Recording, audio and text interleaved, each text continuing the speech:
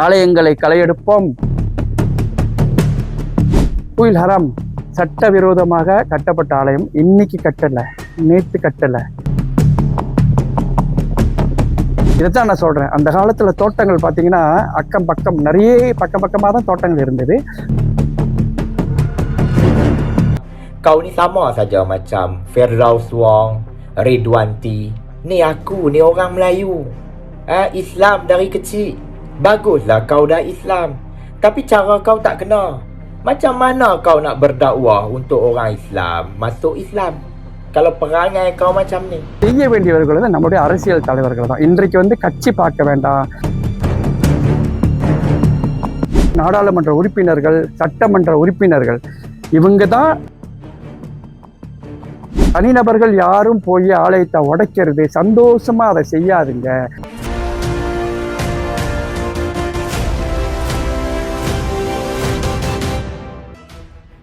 ஆலய விவகார தூண்டுதலில் சில தரப்பினர் சாதிக்க நினைப்பது என்ன?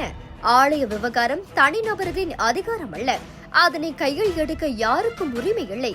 தேசத்தின் சமூக அமைதியை சீர்குலைக்கும் நபர்களுக்கு எதிராக விழிப்புடன் இருப்போம். தேசம் அதிரடி அலசல். குணாளன் மணியம். அனைவருக்கும் வணக்கம். நான் தேசம் குணாளன் மணியம். அதாவது இன்றைக்கு நாட்டில் வந்து சர்ச்சையாக ஓடிக்கிட்டு இருக்கிற ஒரு விஷயம் என்னன்னு பார்த்தீங்கன்னா ஆலய விவகாரம். முதல்ல ஒரு விஷயத்தை வந்து இங்கே வந்து நம்ம வந்து தெளிவுபடுத்திக்கணும். அதாவது யாரெல்லாம் ஆலயத்தை பற்றி தவறாக சித்தரிக்கிறார்களோ அவங்க கண்டிப்பாக வந்து இந்த தெளிவு அவர்கள் பெற வேண்டும். என்னன்னு கேட்டிங்கன்னா, மலேசியாவில் ஆலயங்களை அதாவது சட்டவிரோத ஆலயங்களை களையெடுப்போம் அப்படின்னு சொல்லிட்டு நிறைய இஷ்யூஸ் வந்து இப்போ ஓடிட்டு இருக்குது. குயில் ஹராம் அப்படின்னு சொல்லி அந்த நடவடிக்கையில் இறங்கிட்டு இருக்காங்க. அதாவது குயில் ஹராம் சட்டவிரோதமாக கட்டப்பட்ட ஆலயம் இன்னைக்கு கட்டலை, நேற்று கட்டலை. இது காலமாக நம்மளுடைய மூதாதையர்கள் கட்டின ஆலயங்கள். அதாவது அந்த காலத்தில் பார்த்திங்கன்னா தமிழ்நாட்டிலேருந்து இந்தியாவில் உள்ள பல்வேறு பகுதியிலேருந்து கொண்டு வரப்பட்டாங்க. தமிழர்களாக இருக்கட்டும், தெலுங்கர்களாக இருக்கட்டும், மலையாளிகளாக இருக்கட்டும், இங்கே கொண்டு வரப்பட்டாங்க. இந்த நாட்டுக்கு கொண்டு வரப்பட்டாங்க. அவர்களை கொண்டு சேர்த்த இடம் பார்த்திங்கன்னா தோட்டம். கிட்டத்தட்ட 300 ஆண்டுகளுக்கு முன்னாடி நடந்தது. தோட்டப்புறங்களில் தான் வந்து அவர்கள் வாழ்ந்தார்கள், குடியிருந்தார்கள். அவர்கள் ரப்பர் மரங்களை சீவி இந்த நாட்டை வந்து இன்றைய ஒரு மேம்பாடு அடைந்த நாடாக வந்து அவங்க கொண்டு வந்திருக்காங்க. இது உண்மை, இது சரித்திரபூர்வமான உண்மை. இதை யாருமே மறுக்க முடியாது. ஸோ அந்த மாதிரி வந்து ஒரு மேம்பாடு அடைந்த நாடாக உருவாக்குனாங்க. மலேசியா பல்லின மக்கள் நல்லிணக்கத்தோடு வாழும் ஒரு அழகான நாடு. கடந்த 300 ஆண்டுகளாக ஒருமைப்பாட்டுடன் ஒற்றுமையாக வாழ்ந்து வருகிறோம். மலைக்காரர்கள், சீனர்கள், இந்தியர்கள் மற்றும் இதர சமூகத்தினர் ஒற்றுமையாக வாழும் நாடு நம் மலேசியா. இதில் ஒரு உண்மை கதை சமூக வலைதளங்களில் தொடர்ந்து வெளியிடப்பட்டு வருகிறது. ஒரு மலைக்கார தம்பதியர் தங்களின் மகனை ஒரு இந்திய தம்பதியரிடம் பராமரிப்புக்கு வேலைக்கு செல்கின்றனர். இந்த குழந்தை தன் பெற்றோரிடம் இருப்பதை காட்டிலும் இந்த இந்திய தம்பதியரிடமே அதிகமான நேரம் இருக்கின்றான் என இந்த மலாய் முஸ்லிம் சிறுவன். இதுவே மதம், இனம், நல்லிணக்கம். இது போன்ற எத்தனையோ இந்தியர்கள் மலாய் குழந்தைகளை பராமரித்து வருகிறார்கள். ஆனால் இப்போது நடப்பது என்ன?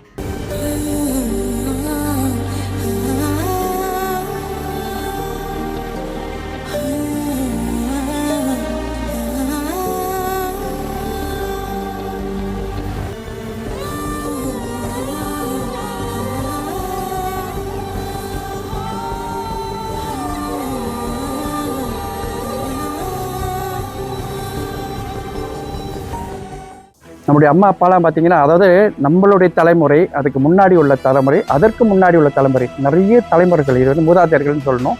அவங்க அதிகாலையில் போகிறாங்க. அவங்களுடைய பாதுகாப்புக்கு என்ன உத்தரவாதம் அப்படின்னு சொல்லி பார்த்தீங்கன்னா ஆலயம். நம்ம இனம் பார்த்தீங்கன்னா கல்லையே வந்து தெய்வமாக வழிபட்ட இனம் நம்மளுடைய இனம். அது வந்து சிலருக்கு கேலியாக இருக்கலாம். ஆனால் கல்லுக்கு உயிர் கொடுத்து அதை வந்து வழிபட்ட இனம் நமது இனம். நமக்கு பாதுகாப்பு இதுதான் அப்படின்னு சொல்லிட்டு அதிகாலையில் பாம்பு இருக்கும், பள்ளி இருக்கும், போரான் இருக்கும். இதெல்லாம் தாண்டி இறைவா என்னை காப்பாற்று, நான் உன்னை நம்பி தான் போகிறேன்னு சொல்லி ஆங்காங்கே வைக்கப்பட்ட இந்த ஆலயங்கள் தான் நாளடைவில் வந்து பெரிய வளர்ச்சி அடைஞ்சது. அதாவது பார்த்தீங்கன்னா சில பேர் ஒரு கேள்வி கேட்பாங்க, தெருவுக்கு வந்து ஆலயங்கள் இருக்கிறது அப்படின்னு சொல்லி. சரி, இதைத்தான் நான் சொல்கிறேன். அந்த காலத்தில் தோட்டங்கள் பார்த்தீங்கன்னா அக்கம் பக்கம் நிறைய பக்கம் பக்கமாக தான் தோட்டங்கள் இருந்தது. ஒரு தோட்டத்திற்கு ஒரு ஆலயம். அந்த ஆலயம் பார்த்தீங்கன்னா அந்த காலத்தில் மக்களுக்கு, தோட்ட மக்களுக்கு தேவையான ஒரு இடமாக இருந்தது, வழிபாட்டு தலமாக இருந்தது. அன்றைக்கு வெள்ளைக்காரர்களை அதை வைத்துக் கொள்ளுங்கள்னு அனுமதி கொடுத்தார்கள். இன்றைக்கு பார்த்தீங்கன்னா 2026ஆம் ஆண்டில் வந்து நம்ம நிற்கிறோம். இந்த 2026ஆம் ஆண்டில் பார்த்தீங்கன்னா பார்ப்பொருள் கண் வந்து உறுத்துது. இங்கே ஆலயம் இருக்குது, அங்கே ஆலயம் இருக்குது, எங்கே ஆலயம் இருக்குது. அதான் சொன்னேன், இந்த ஆலயங்கள் வந்து நேற்று இன்றைக்கு வந்ததில்ல. இது வந்து ஆதி காலத்திலிருந்து வந்த ஆலயம். இன்றைக்கு ஆலயங்களை களையெடுப்போம் சொல்லி தேவையில்லாத விஷயங்கள் வந்து இங்கே இப்போ வந்து பரவிக்கிட்டு இருக்குது. சரி, ஆலயங்களை களையெடுக்கிறது அப்படின்றது நில உரிமத்துக்காக செய்யப்பட்ட ஒரு விஷயம்னே வச்சுக்கோமே. அது வந்து தவறு கிடையாது. அதை யார் செய்வது அப்படின்றத நம்ம வந்து கண்டிப்பாக சீர்தூக்கி பார்க்க வேண்டும். தனிநபர் வந்து எடுத்து வச்சுக்கிட்டு அவர் ஒரு 3-4 பேரை கூட்டிக்கிட்டு ஒட்டு மொத்தமாக வந்து இதை செய்யறது சரி கிடையாது. இதை செய்ய வேண்டியது வந்துட்டு அரசாங்கம். அடுத்தது பார்த்திங்கன்னா வந்துட்டு மஜ்லிஸ் டயரா, அதாவது ஆங்காங்கே வந்துட்டு இந்த மஜ்லிஸ் டயரான்ற ஊராட்சி மன்றங்கள், அவங்க தான் இந்த நடவடிக்கை எடுக்க வேண்டும்.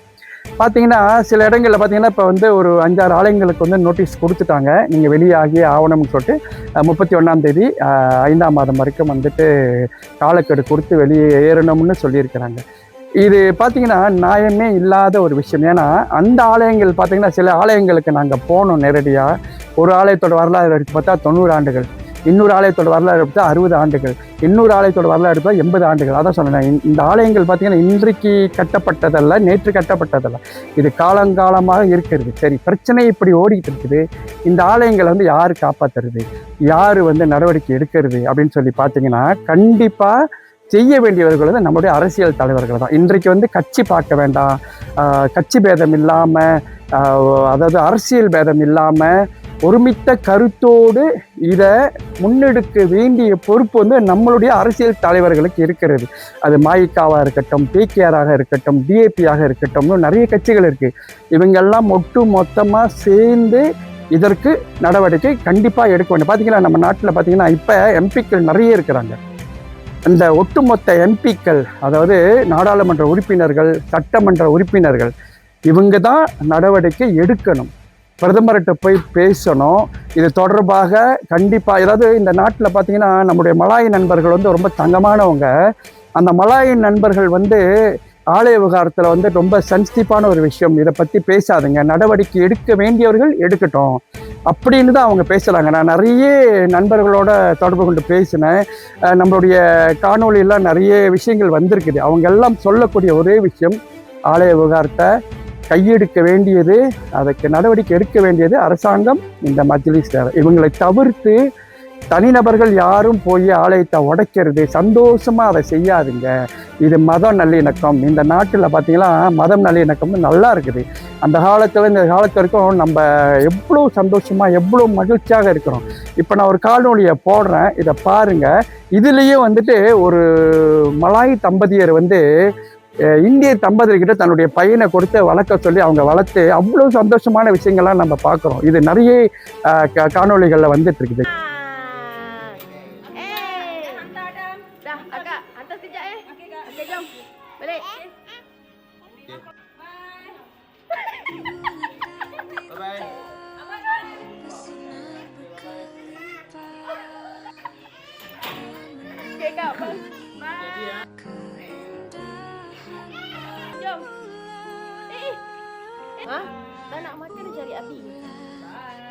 ஆன்மீக காலமாக இந்து மதத்தில் இருந்து மதம் மாறி சென்ற இந்திய நபர் அதே மதத்திற்கு சென்ற 2 சீன நபர்கள் இணைந்து சட்டவிரோத ஆலயங்களை களையெடுக்க புறப்பட்டுள்ளதாக சமூக வலைதளம் மூலம் இந்து சமயத்தை இழிவுபடுத்தும் பதிவுகளை மேற்கொண்டு வருகிறார்கள். முதலில் ஆலய விவகாரம் ஒரு உணவுபூர்வமான விவகாரம். அது தவறு என்றால் அதனை செய்ய வேண்டியது சட்டம், அரசாங்கம். இதனை செய்ய இந்த மதமாறி சென்ற தனிநபர்கள் யார்? சட்டவிரோத ஆலயங்களை உடைப்போம் என்ற தோணிகள் பேசி அந்த மூவரும் மக்களிடையே தேவையற்ற அச்சத்தையும் குழப்பத்தையும் ஏற்படுத்தி வருகிறார்கள். இதற்கு புரியாத சிலர் உடந்தையாக இருக்கிறார்கள். இவர்களுக்கு இந்த அதிகாரத்தை கொடுத்தது யார்? சட்டம் என்ன சொல்கிறது? சட்டத்தின் அதிகாரம் யாரிடம் உள்ளது? சட்டம் செய்ய வேண்டியதை இவர்கள் தைரியமாக செய்வது எப்படி? இப்படி பல்வேறு கேள்விகள் எழுப்பப்பட்டாலும் இதற்கு பதில் தெரியாமல் தத்தளித்து வருகிறோம். மலேசியாவின் சட்டப்படி எந்த ஒரு தனிநபரும் ஒரு வழிபாட்டு தளத்தை தொடுவதற்கு அதிகாரம் கிடையாது. ஒரு கட்டடம் சட்டப்பூர்வமானதா இல்லையா என்பதை தீர்மானிக்கவும் அதன் மீது நடவடிக்கை எடுக்கவும் உள்ளூர் ஊராட்சி மன்றங்களுக்கு மட்டுமே அதிகாரம் உண்டு. அதுவும் சட்டப்பிரிவு 171, 133 மற்றும் 172 கீழ் முறையான நடைமுறைகளை பின்பற்ற வேண்டும். தனிநபர்கள் சட்டம் பேசுவது வெறும் அரசியல் லாபத்திற்காகவும் மத தூண்டுதலுக்காகவும் மட்டுமே இருக்கின்றனவா எனும் கேள்வியும் எழுந்துள்ளது. இந்த தனிநபர்களுக்கு பின்னால் யார் இருக்கிறார்கள்? இது அரசியல் ஆதாயத்திற்காக உருவாக்கப்பட்ட சதி திட்டமா? பலரும் பல்வேறு கருத்துக்களை தெரிவித்து வருகிறார்கள். Punyalah banyak hari dalam satu bulan tu. Hari yang Perdana Menteri kita ni nak sambut PM India datang ke Malaysia sebagai tetamu, hari tu juga kita nak buat himpunan. Tak boleh ke kita ubah tarikh lain sikit nak buat himpunan tu? Lagi satu pula, PM India ni agama dia apa? Agama dia Hindu. Dalam masa yang sama dia datang Malaysia sebagai tetamu, kita pergi buat himpunan anti kuil haram. Dah tentulah akan cetuskan suasana yang tak elok hubungan antara dua negara. ஆலயங்களை களையெடுப்போம் அப்படின்னு சொல்லிட்டு சில நபர்கள் வராங்க. இதுல என்ன ஒரு வேடிக்கையான விஷயம்னு பார்த்தீங்கன்னா, அந்த நபர்களும் நம்முடைய இந்து மதத்தை சார்ந்து பிறந்ததுல இருந்து இந்துவாக இருந்து இப்ப இடையில பூந்துட்டு அவங்க பேசுறாங்க. இது தவறு. அது சீனர்களும் சில பேர் இருக்கிறாங்க. இதெல்லாம் ஒட்டுமொத்தம் பார்த்தீங்களா, ஒரு மலாய் நம்பர் ஒரு காணொலியில் பேசினாரு. என்ன பேசினாருன்னு கேட்டிங்கன்னா, இந்த நாட்டில் பிறந்து வளர்ந்த நாங்கள் மலாய்க்காரர்கள், எங்களுக்கு இல்லாத அக்கறையாக அவங்களுக்கு இருக்கிறதுன்னு ஒரு மலாய் நம்பர் கேட்டார். அந்த காலையும் நான் பதிவேற்றம் செய்கிறேன், நீங்கள் பார்க்கலாம். Kau ni sama saja macam Firdaus Wong, Ridwanti. Ni aku ni orang Melayu. Islam dari kecil. Baguslah kau dah Islam. Tapi cara kau tak kena.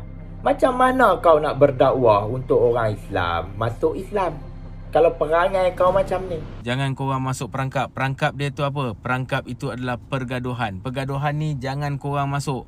Sebab kalau korang masuk dalam bergaduh ni, beberapa orang yang buat provokasi ni, dia orang akan menang. Dia orang akan menang kalau korang bergaduh. Selagi korang tak bergaduh, selagi tu diorang tak dapat kemenangan. Bukankah kita bersama untuk nak menyelesaikan isu kuil ni? Kita nak buat kan? So tapi tak bolehlah terlalu terburu-buru. Mungkin memakan masa sikit. It's okay. Diorang nak buat, biar diorang buat. Yang penting you all jangan bergaduh. Islam dalam apa juga isu dekat Malaysia ni kan, berkait dengan agama dan bangsa lah. Terutamanya tentang kuil yang dibina secara tidak sah tu kan. Jadi dalam posting saya sebelum ni, saya tengok terlalu banyak komen yang saya rasa tidak perlu dan tak elok. Bukan tak elok, tak boleh lah buat macam tu kan. Kita bila bercakap satu isu tu, kita fokus kepada isu dan kesalahan tu. அதாவது பாருங்க, ஒரு ஒரிஜினலா இருக்கக்கூடிய Malay நண்பர்களுக்கு இல்லாத அந்த மதப்பற்று, அந்த மொழிப்பற்று இவங்களுக்கு எப்படி இடையில வந்தது? இந்த ஆலய விவகாரத்தில் மாயிகா தேச துணைத் தலைவர் டத்தோஸ்ரீ சரவணன் தமது ஆதங்கத்தை வெளிப்படுத்தியுள்ளார். அவரது ஆதங்கம் என்ன என்பது அவரது பேச்சு வழி தெளிவாக தெரிகிறது.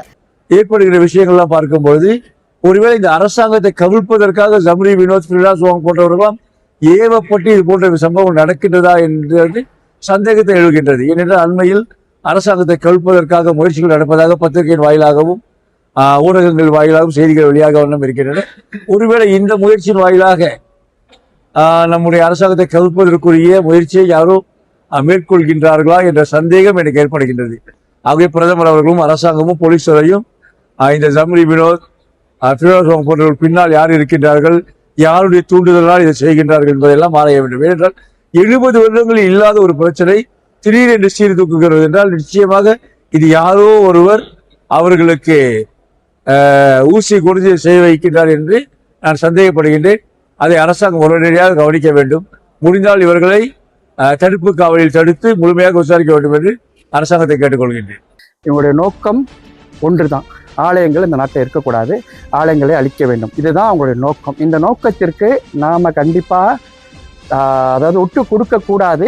அது ஒன்று. இரண்டாவது, நம்முடைய இந்திய சமூகம் கண்டிப்பாக ஒற்றுமையை தான் கடைப்பிடிக்கணும். இந்த விஷயத்தில் ஒற்றுமையை கடைப்பிடிக்கணும். அனைவரும் ஒற்றுமையாக இருக்கணும். இது என்ன நடக்குது அரசியல் ரீதியாக அப்படின்னு நான் சொல்லி உங்களுக்கு தெரிய வேண்டியதில்லை. நிறைய பேர் பேசியிருக்காங்க. மைக்காவுடைய தேசிய துணைத் தலைவர் டத்தோஸ்ரீ சரவணன் அவர்களும் குரல் கொடுத்திருக்கிறார். கம்போஜாவில் கோயிலோட சப்ப இந்தியர்கள் எல்லாம் பொங்கி எழுந்து இந்த நாட்டிலே ஒரு அரசியல் மாற்றத்தை ஏற்படுத்தினாங்க. நமக்கு எவ்வளவு பொங்கி எழுந்தாலும் பிரச்சனை வராது, பின்னால சாமியோடு இருக்கார் அப்படின்ற ஒரு நம்பிக்கை இருந்துச்சு. நமக்கு பின்னால யார் இருக்காரு நமக்கு சரியா தெரியல. ஆனா ஜம்ரி வினோத் பின்னால யார் இருக்காரு இந்த நாட்டுக்கே தெரியும். ஏன் திடீர்னு இந்த கோயில் பிரச்சனை வருது அப்படின்னா இதை வச்சு அரசியல்ல குளிர்காய பாக்குறாங்க. எத்தனை கோயிலை உடைப்பீங்க? கோயிலை உடைச்சிடலாம், நம்ம மனதுல இருக்கிற சமயப்பற்ற ஒழிக்க முடியுமா? எப்ப நமக்கு பந்து காலில் வருதோ அப்ப கோல் அடிக்க தெரியும். ஏற்கனவே அடிச்ச அனுபவம் நமக்கு. மற்ற கட்சியை சார்ந்தவர்களும் எம்பிக்கள் அத்தனை பேரும் குரல் கொடுத்திருக்கிறாங்க. Ada yang Confucius, macam-macam agama. Kebetulan dalam Islam yang komprehensif, bila jadi ketua, agama saya mengajar saya tidak boleh mendiskriminasikan rakyat saya berdasarkan kaum. ஆலய விவகாரம் தொடர்பில் ஒற்றுமைத்துறை துணை அமைச்சர் YB யுனேஸ்வரன் விளக்கம் அளித்துள்ளார். அரசாங்கம் என்ன செய்கிறது என்பதை தெளிவுபடுத்தினார். தேச ஊடகம் அவருடன் நடத்திய நேர்காணலில் ஆலய விவகாரம் தொடர்பான கேள்விகளுக்கு பதிலளித்தார். ஒரு கோயில் அமைப்பதும் சரி எல்லாமே மாநில அரசாங்கத்தோட ஃபுல் பவர். அப்போ கேபிகேடி சம்மந்தப்பட்டிருக்கு. அப்போ ஒற்றுமைத்துறை என்ன பண்ணுது? எங்களோட வேலை என்னன்னா மதத்தை நிர்வாகம் செய்யறது எங்க வேலை இல்லை, அந்த மதத்தை பின்பற்றுகிற மனிதர்களை நிர்வாகம் செய்யறது எங்க வேலை. அவங்களுக்குள்ள எப்படி ஒற்றுமையா சில விஷயங்களை நம்ம அக்கோமடேட் பண்ணணும். சில இஷ்யூஸ் போய்கிட்டு இருக்கு, ரெண்டு தரப்பையும் கூப்பிட்டு உட்கார வச்சு சரி உட்காந்து நம்ம மீடியேட் பண்ணணும். இதுதான் நம்மளோட வேலை, இதுதான் மந்திரியோட ஃபுல் வேலை. ஆலய விவகாரங்கள் தொடர்பில் பல்வேறு நடவடிக்கைகள் இந்திய நாடாளுமன்றம் சட்டமன்ற உறுப்பினர்கள் ஒன்றிணைந்து கூட்டம் 2வது கூட்டம் என்று நடத்தி வரும் நிலையில் அண்மையில் நாடாளுமன்றத்தில் பேசிய தேசிய ஒற்றுமைத்துறை துணை அமைச்சர் YB யுனேஸ்வரன் ராமராஜ் ஆலய விவகாரம் தொடர்பில் மிக தெளிவாக பேசியிருந்தார். ஆலயங்களுக்கான டாக்குமெண்டேஷன்ஸ் என்னதுன்னு இப்போ அந்த வேலைகள் நடந்து கொண்டு இருக்குது. அதாவது அரசாங்கம் அமைதியாக இன்டர்னலாக எல்லாம் ஆர்டர் கொடுத்து வேலை செய்கிறாங்க. கேபிகேடி மினிஸ்டர் அனௌன்ஸ் பண்ணியிருந்தாரு சில வேலைகள் செய்யப்படும், சில பொறுப்புகள் எடுக்கிறாங்க. எத்தனை ஆலயங்கள் இருக்குது, எத்தனை ஆலயம் ரெஜிஸ்டர் பண்ணியிருக்காங்க, பண்ணலை. இப்போ இதில் சம்மந்தப்பட்ட நிறைய சங்கங்கள் இருக்குது, அவங்க சம்மந்தப்பட்ட நம்ம சில மீட்டிங்லாம் நடத்துகிறோம். அப்போ இதெல்லாம் எப்படின்னா இது பார்த்தீங்கன்னா முழுக்க நிர்வாகம் சம்பந்தப்பட்டது சார். வழிபாட்டு தலங்கள் தொடர்பான விவகாரங்கள் பேச்சுவார்த்தை மற்றும் மத்தியஸ்த மூலமாகவே தீர்க்கப்பட வேண்டும். அரசாங்கம் இதற்காக JK ஹார்மோனி போன்ற அமைப்புகளை உருவாக்கி மத தலைவர்கள் மூலம் அமைதியான தீர்வுகளை கண்டு வருகிறது. இத்தகைய சூழலில் தனிநபர்கள் சட்டத்தை கையில் எடுப்போம் என்று கூறுவது முறையற்றது என்றார் அவர். இப்போ கோயில் பிரச்சனை நம்ம எதுக்கு சொல்றோம்? தீர்வு காலம் தான் காண போறோம். அப்போ தீர்வு காண்றதை மட்டும் நோக்கி போகணும். ஸோ நாங்கள் கூட ஃபியூ மீட்டிங்ஸ் பேசியிருக்கு, ஆனால் நம்ம அதை வெளியே சொல்ல முடியாது. ஏன்னா அதெல்லாம் இப்போ முக்கியமான நபர்கிட்ட பேசியிருக்கோம், ஒரு 4-5 அமைச்சர்கிட்ட பேசியிருக்கோம். அதை போய் நான் வெளியே போய் டெய்லி நியூஸ்ல போட முடியாது. இந்த ஆலய விவகாரம் தொடர்பில் மலாய் நண்பர்கள் பலரும் தங்கள் அதிருப்தியை வெளிப்படுத்தியுள்ளனர்.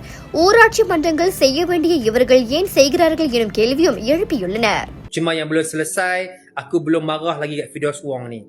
Penceramah, pendakwah Melayu yang dalam Malaysia ini, yang beragama Islam dah lama ni, tak ada pun mencetuskan kekecohan antara kaum, antara agama.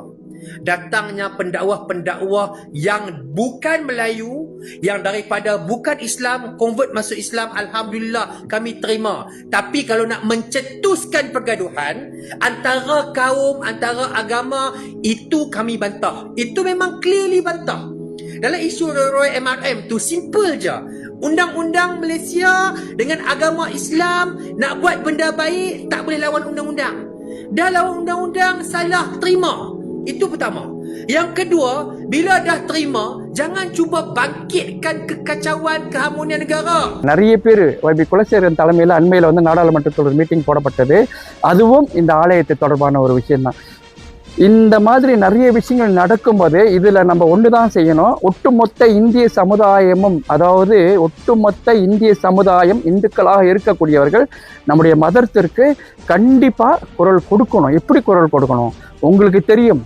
அமைதியாக இருந்து நம்ம கண்டிப்பாக குரல் கொடுக்கணும். ஸோ இந்த விஷயத்தில் பார்த்தீங்கன்னா ஆலய விவகாரத்தில் நம்மளுக்கு என்ன அப்படின்னு போகிறத விட்டுட்டு நம்ம ஒவ்வொருத்தருக்கும் ஒரு ஒரு மத கடப்பாடு இருக்கிறது. மதத்தை விட்டு கொடுக்கக்கூடாது.